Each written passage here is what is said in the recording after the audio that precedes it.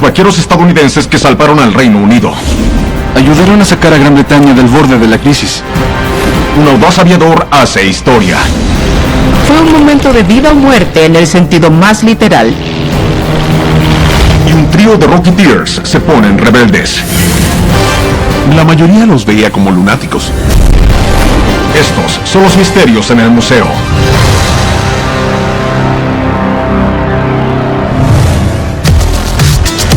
Charlotte, Carolina del Norte. Esta encantadora ciudad ofrece una vibrante mezcla de lo antiguo y lo nuevo. Los visitantes pueden recorrer las históricas calles del barrio de Fort Worth, con sus inmaculados jardines victorianos de 100 años de antigüedad, o usar un moderno ascensor para subir un rascacielos de 50 pisos en la comercial zona céntrica. Y hay otro establecimiento aquí que también apunta al cielo: el Museo de Aviación de las Carolinas. Aquí, los visitantes pueden encontrar un carguero militar utilizado en la crisis de los rehenes iraníes, un avión de combate de la Operación Tormenta del Desierto, y el avión de pasajeros que el capitán Sally Sallenberger hizo amarizar en el famoso milagro del Hudson.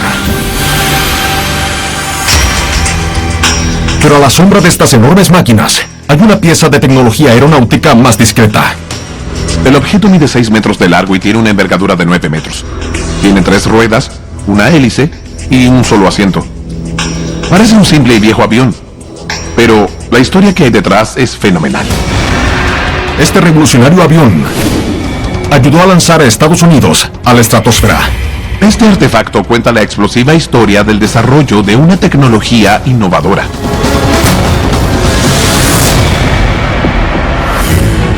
Son los años 30, una época de grandes exploraciones. Amelia Earhart se convierte en la primera mujer que cruza el Atlántico en solitario. Estados Unidos opera la primera base científica permanente en la Antártida. Y los alpinistas inician las primeras ascensiones al Monte Everest. Pero hay una frontera que parece completamente fuera de alcance: el espacio. Los viajes espaciales eran vistos como una tontería, como un sueño de ciencia ficción. Pero en California, un trío de jóvenes científicos está decidido a hacer lo imposible: construir un cohete espacial.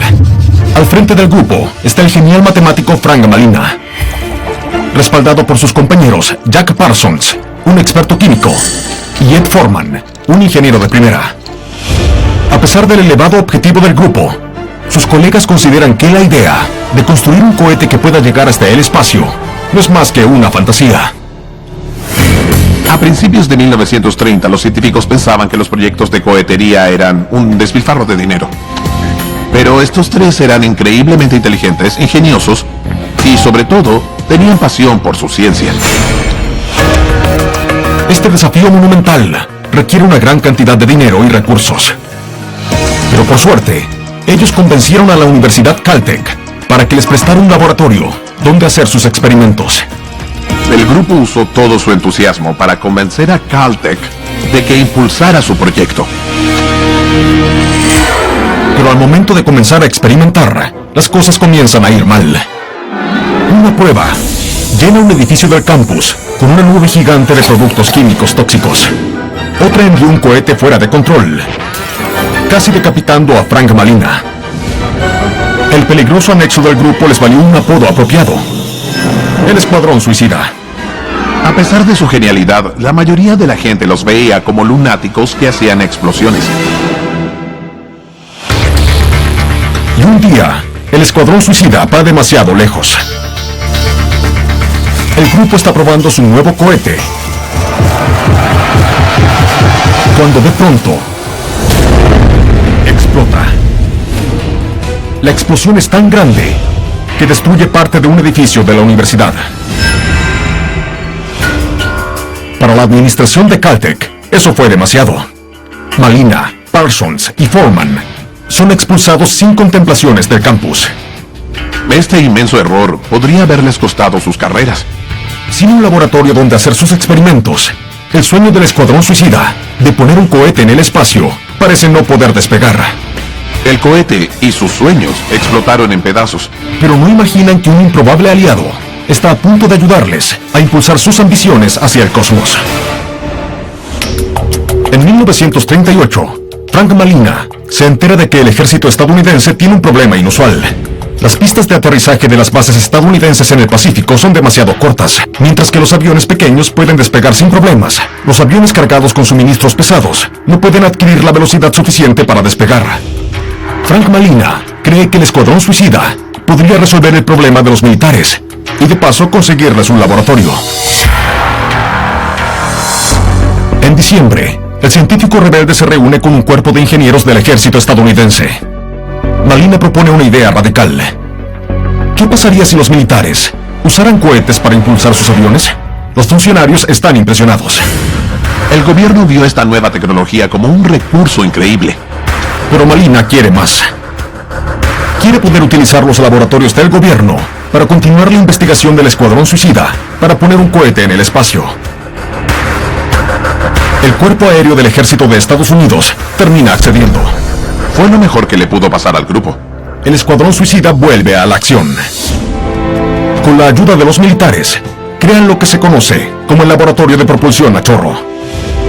En 1941, el grupo desarrolla cohetes que se acoplan a las alas de los aviones, como el que se exhibe en el Museo de Aviación de las Carolinas. Es el primer avión a reacción de Estados Unidos. Los cohetes se pusieron en diversos aviones, cambiando el campo de la aeronáutica. En 1945, el Laboratorio de Propulsión a Chorro lanza con éxito un cohete al espacio. El éxito constituye la base del programa espacial de Estados Unidos. 1. Y despega. Y el Laboratorio de Propulsión a Chorro se involucra en más de 120 misiones de la NASA. El Laboratorio de Propulsión a Chorro es ahora una de las principales organizaciones de exploración espacial del mundo, que trabaja en los exploradores de Marte y en la colonización del espacio. Hoy en día, este avión militar se exhibe en el Museo de Aviación de las Carolinas. Recuerda a los atrevidos renegados de los cohetes que dieron el pistoletazo de salida a la exploración espacial. Los visitantes de Albany, Nueva York, pueden maravillarse con la diversa y hermosa arquitectura de la ciudad. Y además disfrutar de lo que ofrecen todas estas fabulosas estructuras, recorriendo los históricos salones del edificio del Capitolio del Estado, admirando la vista desde la cubierta de observación de la Torre Corning, o asistiendo a un concierto en el singular espacio ovalado de espectáculos, llamado The Egg.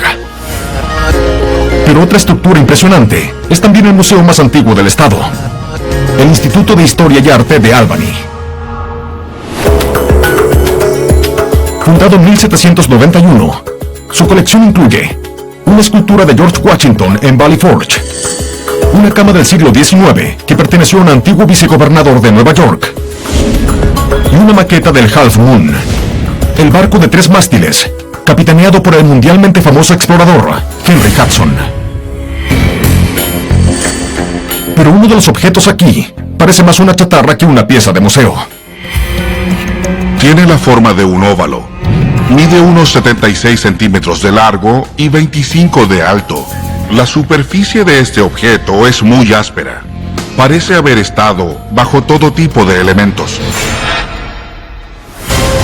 Este eslabón de una cadena jugó un papel en una famosa batalla por la libertad, pero también estuvo en el centro de un tremendo fraude. Este simple eslabón de hierro desató uno de los engaños más audaces en la historia de nuestra nación. Es 1876. Estados Unidos celebra 100 años de independencia. Una ola de patriotismo recorre la nación. Como parte de las festividades, surge una serie de exposiciones que muestran reliquias de la Guerra de la Independencia. La gente clama por los artefactos. Quieren coleccionar y recordar tantas cosas como sea posible sobre esa época. Desde banderas y uniformes hasta medallas y mosquetes. Todo tipo de recuerdos son una opción válida. Pero hay un artículo raro en la lista de deseos de todo coleccionista. Un eslabón de la gran cadena. Durante la Revolución, el ejército continental tenía que defender el río Hudson de los británicos a toda costa. Si los casacas rojas lograban controlar esta gran vía fluvial, tendrían acceso ilimitado a toda Nueva Inglaterra. Así que los estadounidenses forjaron una cadena gigante hecha de 800 eslabones de hierro y la colocaron atravesando el río, cerca de West Point, en Nueva York. La cadena impidió que los barcos británicos subieran por el río. Y a raíz de su éxito, la enorme barrera metálica pasó a ser conocida como la Gran Cadena. La Gran Cadena se convirtió en un símbolo del ingenio y la determinación estadounidenses. Después de la guerra, 24 de los 800 eslabones originales se distribuyeron a varios museos, escuelas y otras instituciones de todo el nuevo país. Lo que ocurrió con los restantes 776 fue un misterio.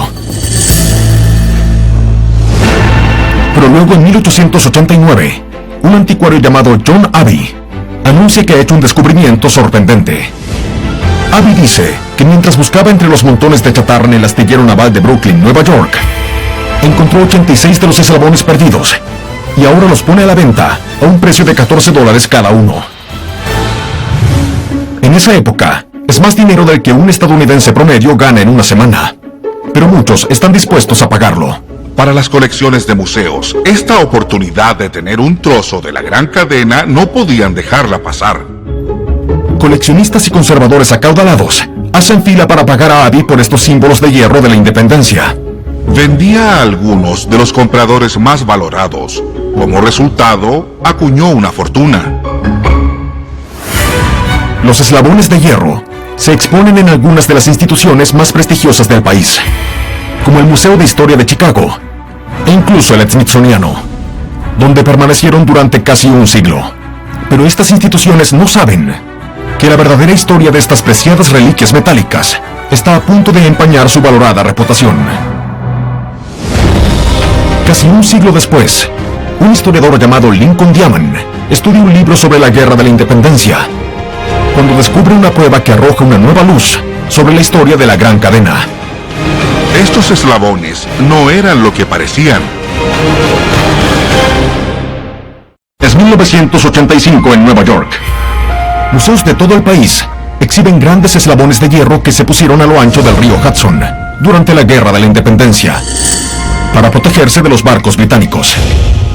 Formaban la Gran Cadena, pero el historiador Lincoln Diamond descubre pruebas impactantes que demuestran que estas reliquias no son lo que parecen.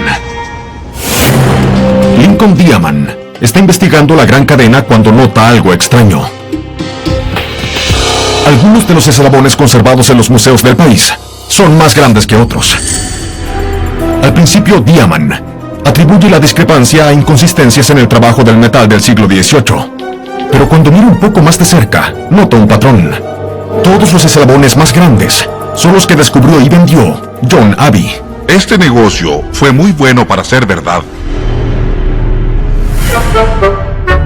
Diamond indaga en los registros. No es solo que los eslabones de Abbey sean más grandes, también coinciden exactamente con un tipo de cadena fabricada en Gran Bretaña más de 100 años después de la Guerra de la Independencia. Diamond llega a una conclusión sorprendente. Los eslabones de Abbey son falsos. Parece que el estafador, deseoso de aprovechar el frenesí nostálgico que rodea el centenario de Estados Unidos, compró nuevos eslabones de cadena y los hizo pasar por reliquias de la Guerra de la Independencia. En 1990, Diamond publica sus hallazgos. Los conservadores de los museos de todo el país están sorprendidos y más que algo avergonzados. Las instituciones comenzaron rápidamente y a veces en silencio a descartar sus eslabones falsos. Al día de hoy, solo se conocen 24 piezas auténticas de la Gran Cadena, incluyendo este eslabón genuino, en el Instituto de Historia y Arte de Albany. Nos recuerda férreamente al espíritu independiente y creativo de Estados Unidos.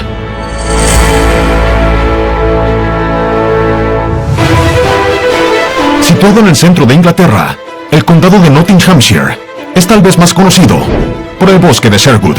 Sherwood, el bosque de 400 hectáreas que se dice fue el hogar del legendario forajido Robin Hood. Hoy en día, este entorno selvático es la sede de una institución que conserva una parte muy diferente de la historia británica: el Museo del Petróleo de Duke's Wood. La colección rinde homenaje a la industria petrolera del Reino Unido. con objetos como mapas de las reservas de crudo, cabezas de perforación usadas para la extracción y una muestra de petróleo del Mar del Norte. Pero entre estas muestras de ingeniería y energía, hay un objeto que ayudó a salvar al mundo de las garras del hombre más malvado de la historia. Este artefacto mide poco más de 3 metros de altura. Está hecho de metal pintado de verde y se lo describe como el mayor secreto de la guerra. Esta máquina oxidada desempeñó un papel vital en la mayor batalla del siglo XX. Esta bomba de petróleo ayudó en la lucha contra un enemigo mortal.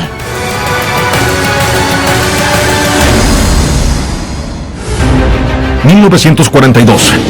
Mientras la Segunda Guerra Mundial hace estragos, Gran Bretaña y la Alemania nazi se enfrentan en todo el continente. Pero sin que se vislumbre el final del conflicto global, el ejército británico tiene un problema urgente. Se está quedando sin petróleo. A esas alturas, solo quedaba petróleo como para 2 meses, lo que era muy poco. Gran Bretaña depende exclusivamente del petróleo extranjero importado, pero los submarinos nazis hunden cualquier petrolero que intente una entrega a la pequeña nación insular. Cuando las reservas empiezan a agotarse, los británicos temen no poder alimentar sus tanques, autos y barcos. Si no encuentran otra forma de obtener petróleo, Hitler ganará la guerra. Si el país se quedaba sin petróleo, no podría luchar en la guerra y tendría que rendirse. Pero en agosto, el gobierno recibe una luz de esperanza. Ingenieros encuentran una zona en medio de Inglaterra con el tipo de rocas, árboles y suelo que sugieren que podría haber petróleo. Nada menos que en el famoso bosque de Sherwood. El gobierno estaba asombrado. Para ellos, Gran Bretaña no tenía campos petroleros. Las perforaciones exploratorias demuestran que el legendario escondite de Robin Hood también esconde oro negro en gran cantidad. Había suficiente petróleo para sacar a Gran Bretaña del borde de la crisis. Solo hay un problema. ¿Cómo sacarlo? Gran Bretaña no tenía a nadie entrenado para hacer el trabajo. Para organizar la labor, los oficiales recurrieron a un ingeniero petrolero llamado Philip Southwell. Southwell era un ingeniero petrolero que trabajaba para la Anglo-Iranian Company y era un hombre decidido que lograría sus objetivos. Southwell tiene taladros enviados desde Medio Oriente, pero encontrar un equipo de perforadores para operarlos será difícil. La mayoría de los hombres sanos están luchando en la guerra. Las únicas personas disponibles eran mineros desempleados que había que reentrenar rápido para manejar los taladros. Southwell reúne un grupo heterogéneo y los pone a trabajar de inmediato. Pero pronto queda claro que el progreso es demasiado lento. Southwell teme que demoren 8 semanas en perforar un solo pozo. Algunos jamás habían trabajado al aire libre. Estos mineros no estaban a la altura. No solo eso, sino que el equipo de perforación de las llanuras arenosas de Medio Oriente no trabaja tan bien en los bosques de Inglaterra. En Medio Oriente los depósitos de petróleo eran muy profundos, los que había en el bosque de Sherwood eran muy poco profundos. Y estas plataformas, una vez que se pusieron a trabajar en Gran Bretaña, no hicieron el trabajo en absoluto. En la guerra, el ejército británico consume petróleo más rápido de lo que se puede extraer del suelo. Si el proceso no se puede acelerar, podría ser un desastre. La máquina de guerra británica podría haberse parado. Southwell necesita un milagro. Pero entonces se le ocurre una idea audaz, que no solo cambiará el curso de la guerra, sino que llevará a una curiosa banda de hombres al corazón del bosque de Sherwood. Estamos en 1942. La Segunda Guerra Mundial hace estragos. Los británicos tienen un gran problema. Se están quedando sin petróleo, pero no todo está perdido. Un ingeniero llamado Philip Southwell está ayudando al gobierno a explotar una fuente intacta de petróleo en el famoso bosque de Sherwood. Y para sacarlo, contrata a un equipo muy especial.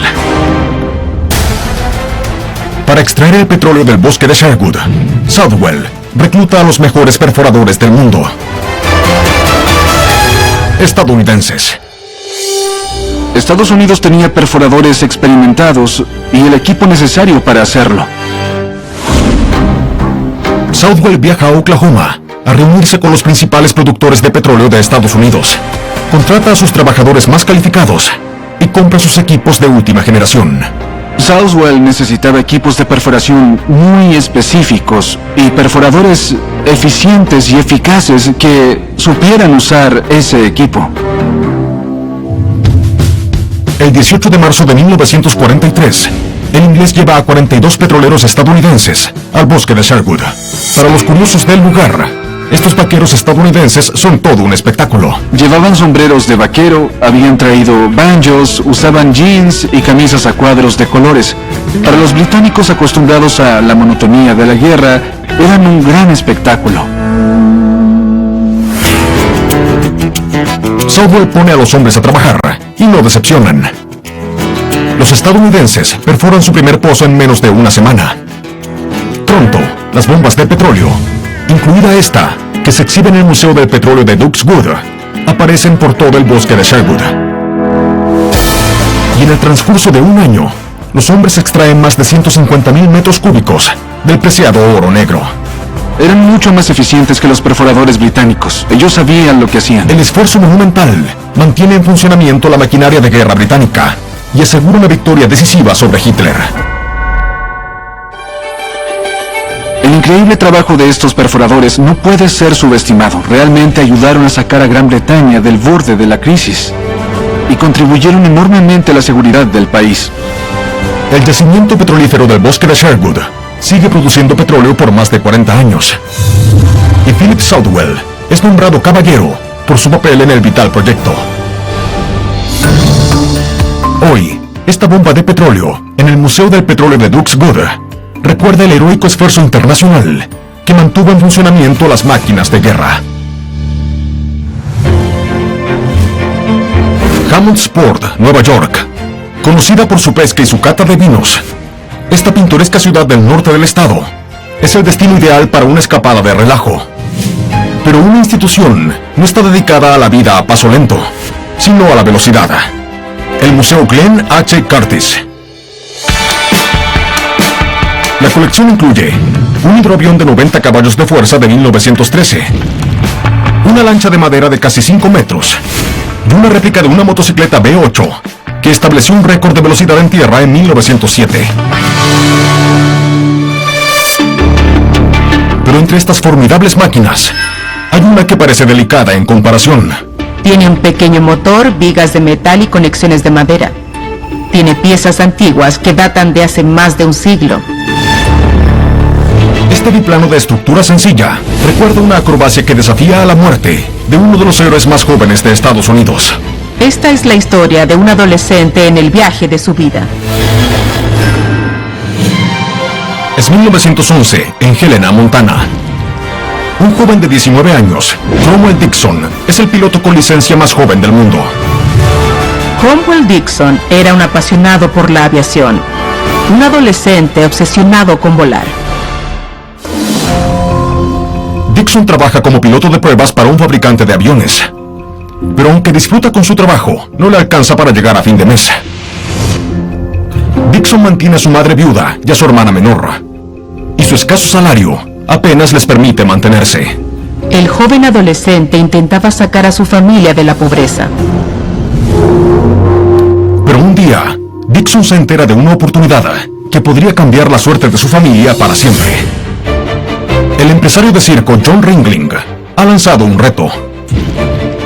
Con el mundo aún asombrado por el histórico primer vuelo de los hermanos Wright, el legendario empresario quiere que alguien conquiste la próxima frontera de la aviación y ofrece un premio en efectivo al primer piloto que logre cruzar la divisoria continental. La divisoria continental es una franja, principalmente montañosa, que va desde el estrecho de Bering, en Alaska, hasta México y más allá, y divide naturalmente el continente en dos zonas.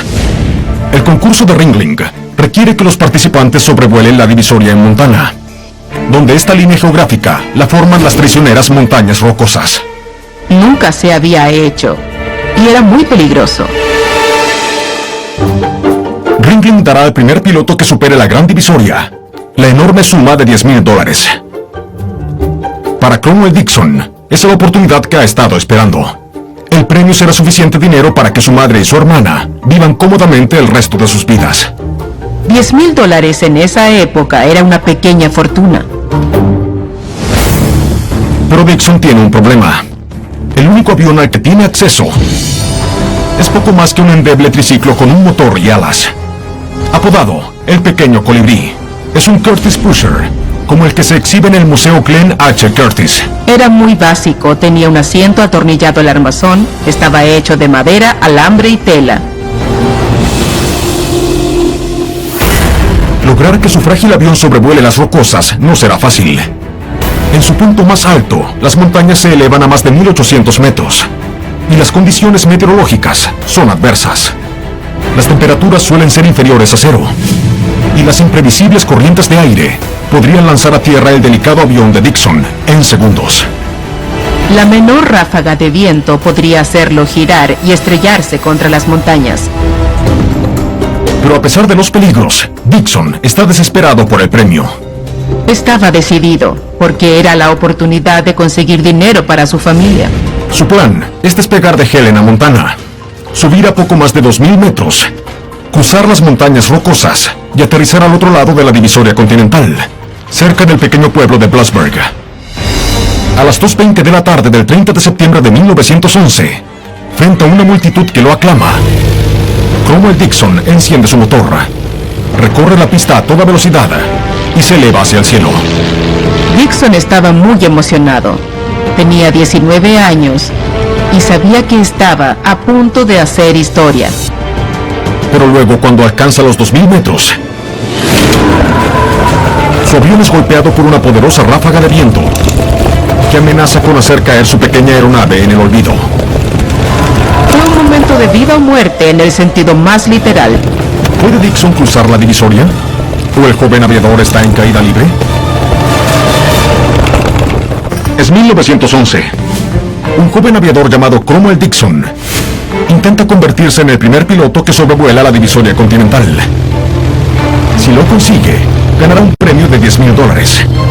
Si fracasa, podría morir. Entonces, ¿podrá el joven Dixon lograr esta ambiciosa hazaña?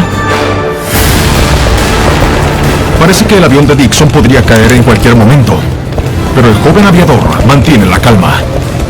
Está en el aire y solo trata de mantener el control. Con todas sus fuerzas, Dixon agarra los mandos y se esfuerza por mantener su avión nivelado. Luego va a toda máquina, aumentando la velocidad para atravesar el viento. Finalmente, las rachas de viento disminuyen y Dixon sobrevuela las rocosas.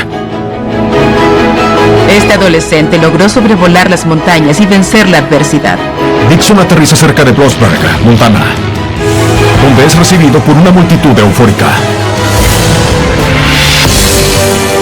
Franklin entrega a Dixon el premio de $10,000 y el heroico esfuerzo del joven piloto por salvar a su familia es noticia en todo el país.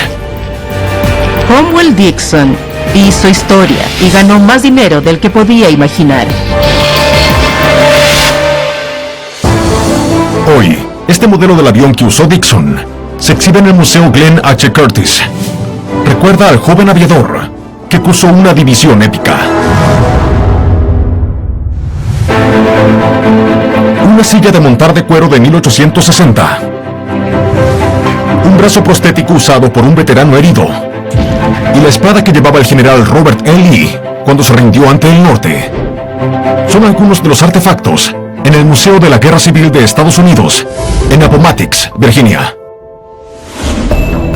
Y entre estas reliquias desgastadas por la batalla, hay un objeto vinculado a una de las historias más raras de la Guerra Civil. Mide 1 metro por 1,2 metros. Está hecha de algodón tejido y manchada por la edad y el desgaste. Tiene varios hoyos y las marcas de la guerra. Esta es la bandera de la Confederación. Pero lo que pocos saben es que está ligada a una increíble historia de valentía en nombre de la Unión. Se trata de un hombre que mintió y que fingió ante todos, pero por buenas razones. Es 1862 en Carolina del Norte. Keith Blaylock, de 24 años, es un soldado confederado que marcha bajo la bandera del Regimiento 26. Pero lo que sus compañeros no saben es que esconde un gran secreto. Kid es un firme partidario de la Unión. Kid era partidario del norte. Odiaba luchar junto al enemigo. A pesar de sus sentimientos, no tiene más remedio que luchar por el sur. Una dura ley de reclutamiento obliga a servir a todos los hombres de entre 18 y 35 años. Por lo que Kid no tuvo más remedio que alistarse en el ejército confederado. Si no lo hacía, revelaría su simpatía por el norte. Sus vecinos estarían contra él. Podría perder su propiedad y ser expulsado. A pesar de esto, jura encontrar una forma de no tener que luchar. Pero es más fácil decirlo que hacerlo. Las consecuencias de la deserción o la desobediencia son severas. Si desertabas, te podían ejecutar o encarcelar. Kid se entera de que la única forma legal de abandonar el ejército es con una baja médica. La cuestión es cómo conseguirla. Kid considera la posibilidad de herirse intencionalmente, pero ni siquiera eso es una garantía. Los médicos lo curarían y lo enviarían de nuevo a la batalla. Necesita algo que lo saque del frente y que no sea fácil de curar. Entonces, se le ocurre una idea. Kid oye a sus comandantes hablar de una creciente epidemia de viruela. El peligroso virus causa fiebres altas, erupciones severas y a menudo la muerte. La viruela es contagiosa. Podía acabar con una unidad en poco tiempo. Aunque eso lo eximiera de sus obligaciones, Kid no puede arriesgarse a la infección. Pero hay una forma en que podría usar la enfermedad en su beneficio sin enfermarse. Puede fingirla. La zona que rodea el campamento del Regimiento 26 está plagada de hiedra venenosa. Kid espera que los médicos no puedan distinguir entre una erupción por hiedra venenosa y la viruela. Si tiene razón, le darán el alta médica que tanto desea. Era un plan peligroso, pero Kid estaba dispuesto a correr el riesgo para salir del ejército. Una noche, Kid se escapa del campamento y se adentra en el bosque. Luego pone en marcha su eruptivo plan. Corre directo hacia un área de hiedra venenosa. Se frota hojas de hiedra venenosa por toda la cara, los brazos y las piernas. Y luego se apresura a volver a su lugar. A la mañana siguiente, Kid está cubierto de un sarpullido rojo y que pica. El joven soldado se presenta ante los médicos y espera ansioso su evaluación. Está cubierto de llagas supurantes. El dolor debe haber sido intenso. ¿Acaso el sarpullido de Kid lo eximirá de su deber? ¿O se verá obligado a seguir luchando por el bando que secretamente odia? La década de 1860, en plena guerra civil. Un hombre llamado Kid Blaylock sirve como soldado en el ejército confederado. Pero hay un problema. En realidad, es un partidario incondicional de la Unión. Así que para librarse de la lucha, finge haber contraído una enfermedad mortal, la viruela. Pero, ¿acaso su eruptiva idea lo sacará del frente de batalla? Un médico examina las llagas de Kid y da su diagnóstico. La erupción es tan grave que debe ser viruela. El médico sabe que lo último que necesitan es toda una compañía con viruela. Así que Kid recibe el alta médica. Kid tiene permitido irse a casa. Con su misión cumplida, Kid centra su atención en su verdadero objetivo: ayudar a la Unión.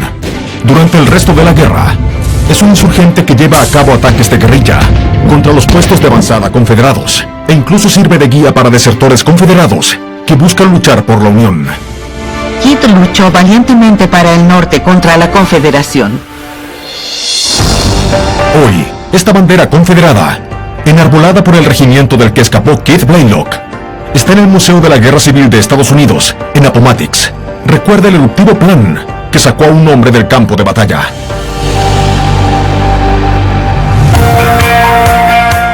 Michigan tiene más de 11.000 lagos y decenas de miles de kilómetros de ríos y arroyos. Estas vías fluviales son un destino popular para los amantes del kayak, la pesca de truchas y el senderismo.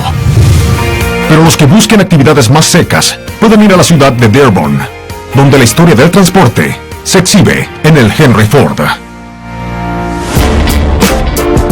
Su incomparable colección de coches emblemáticos incluye un Ford Modelo T de 1914, un Mustang conducido en 1962 en el Grand Prix de Estados Unidos y la limusina del presidente Ronald Reagan. Pero hay una antigüedad que antecede a todas. Mide 1,5 metros de alto y casi 2,5 metros de largo. Está hecho de madera, metal, cuero y latón. Es uno de los autos más significativos en la historia del automóvil. La mayoría de la gente atribuye a Henry Ford el mérito de haber allanado el camino del automóvil en Estados Unidos. Pero lo que pocos saben es que otro pionero del automóvil se le adelantó. Este auto está vinculado a uno de los pioneros de la industria automotriz estadounidense.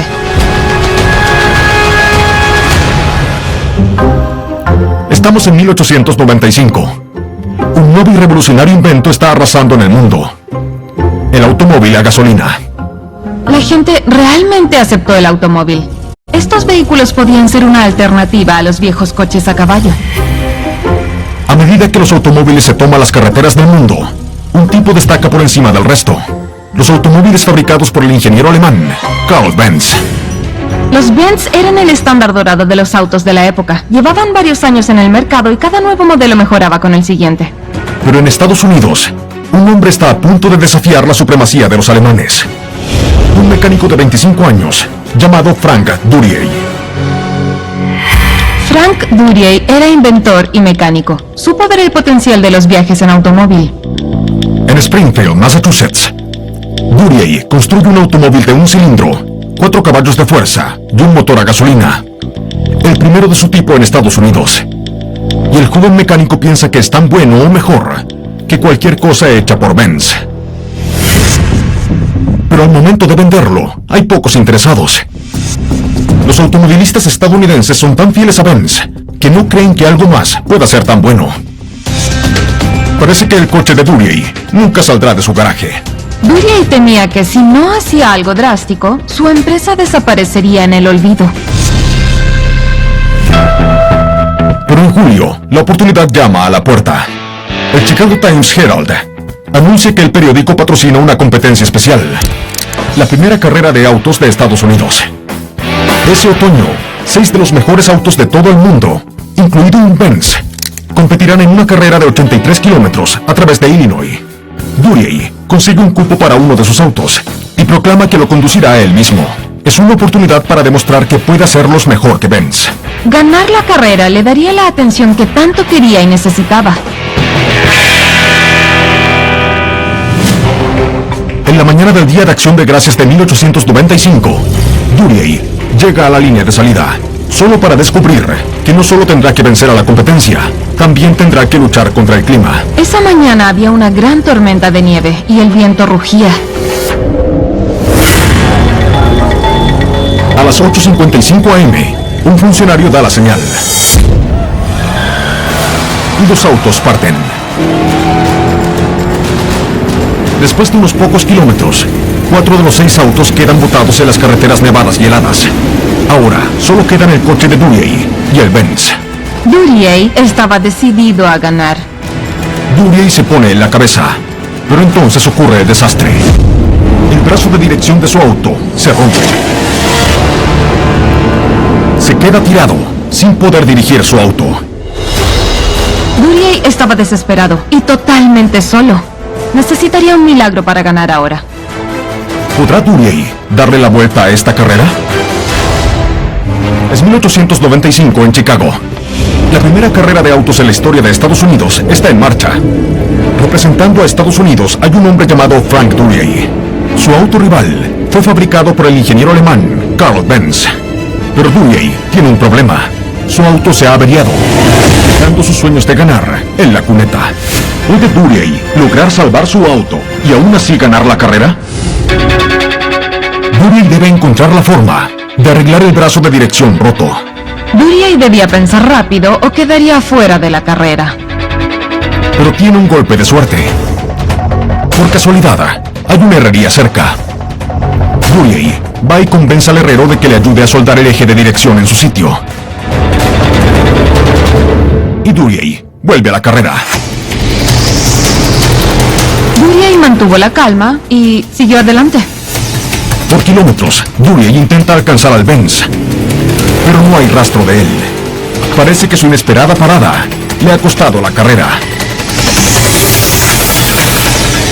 Pero entonces, a lo lejos, el Benz parece haberse ahogado y se detiene al lado de la carretera. Duryea supera a su rival y cruza la línea de meta en primer lugar. Y el público enloquece. Duryea ganó con una combinación de habilidad y determinación. Estaba emocionado, y el público también. La victoria de Duryea es noticia en todo el país, probándole a los estadounidenses de que su auto realmente es mejor que un Benz. El auto de Duryea siguió a través del frío y la nieve. Esa carrera puso el foco en los autos norteamericanos y la gente empezó a prestarles atención. El negocio de fabricación de automóviles de Duryea despega. Más tarde vende su empresa, pero sus innovaciones prepararon el camino para otro gran empresario del automóvil. En 1908, Henry Ford lanza el modelo T y rápidamente se convierte en el fabricante de automóviles más exitoso del país. El público estadounidense adoptó el automóvil y nunca miró atrás. Y hoy, este pionero automóvil Duryea se exhibe en el Henry Ford de Dearborn, Michigan. Y recuerda al inventor estadounidense que fue conducido al éxito. Desde un engaño revolucionario hasta un plan infeccioso. Desde audaces cohetes a vaqueros perforadores de petróleo. Soy Don Wildman y estos son los misterios en el museo.